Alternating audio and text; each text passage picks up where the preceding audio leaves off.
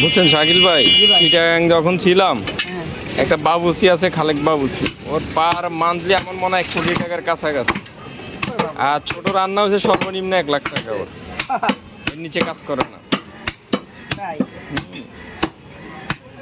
1 লাখ টাকার নিচে সে কোনো কাজ ধরে না।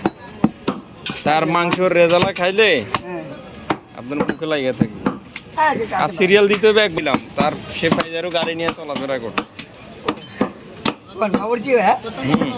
কাজ দেখবে মশলাটা মিলে দিয়ে চলে যাবে, সে আধা ঘন্টা থাকবে হাইস্ট। আর সবার ইয়েরা করবে, ম্যাটেরা করবে।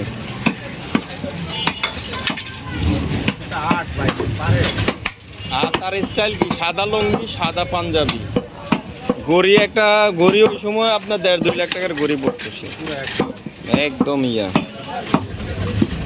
এখন আবার তার ছেলেকে বানাই দিয়ে গেছে ওর মতো নিম্ন, কারণ ওর প্রতি শুক্রবার 20-30টা কাজ থাকে ওর। আর চিটাগাংয়ের মানুষ তো অনেক ব্যয়, বহুত খরচ করে।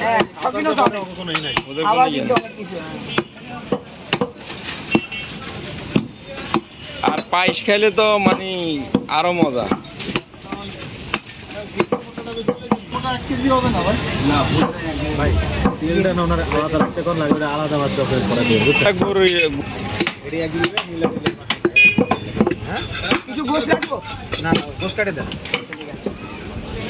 নলির ভিতরের ওই ভিলুটা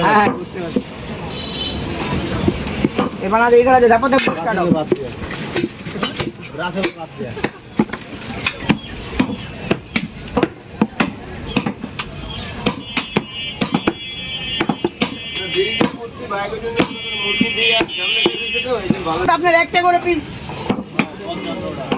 মুরগি ভালো না করে না দিলে বন্ধ থাকে মুরগি। গরুতে এত কোনো ঝামেলা নেই। গরু, ইলিশ মাছ এগুলো ভালো করে না দিলে চলে। আর মুরগি তো ভাই এমন জিনিস, রান্নার পরেও এটা একটা ভেজাল থাকে যায়, ভিতরে যে রক্ত থাকে অনেক সময় থাকে যায়, কিন্তু অনেক সময় থাকে এটা ঠিক মতন হয় না। একটা নিজে আগে ভাজ করে বাইরে